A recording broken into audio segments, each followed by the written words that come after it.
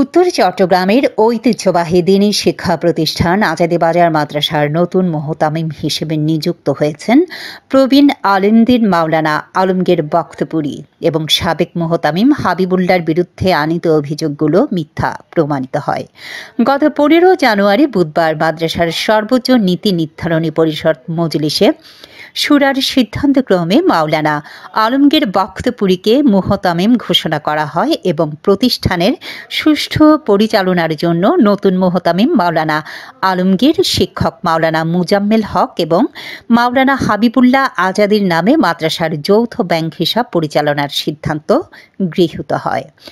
সরেজমিনে যেয়ে জানা যায়, আজাদী বাজার মাদ্রাসা মোতাওয়াল্লি এবং হেফাজতে ইসলাম বাংলাদেশের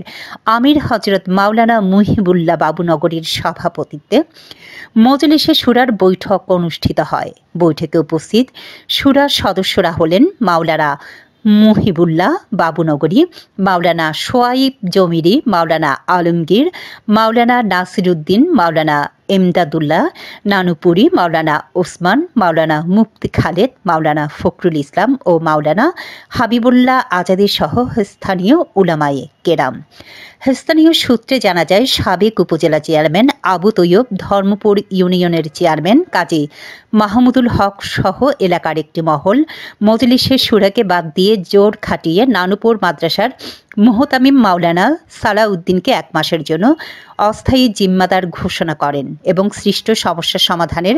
দায়িত্ব দেওয়া হয়। তবে তাদের বারবার ব্যর্থতার কারণে আজকের বৈঠকে শুরা সদস্যদের মতামতের ভিত্তিতে মাওলানা আলমগীর বখতপুরীকে মোহতামিম নিযুক্ত করা হয় এবং গত 2023 সালের 25 জুলাই অনুষ্ঠিত শুরা বৈঠকে গঠিত তদন্ত কমিটির সাবেক মোহতামিম মাওলানা হাবিবুল্লাহ আজাদীর বিরুদ্ধে আনীত অর্থ আত্মসাতের অভিযোগ প্রমাণিত না হওয়ায় তাকে নির্দোষ ঘোষণা করা হয়। মাদ্রাসায় মোহতামিম নিয়ে দুই পক্ষ শক্ত অবস্থানে থাকায় মজলিসের শুরায় বৈঠক শুরার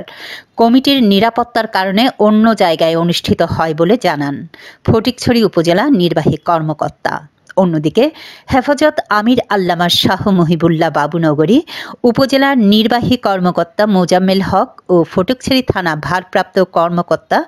নূর মোহাম্মদ বারবার যোগাযোগ করলেও মাওলানা সালাউদ্দিন বৈঠকে আসেনি বলে দুঃখ প্রকাশ করেন মজলিসে শুরা কমিটি।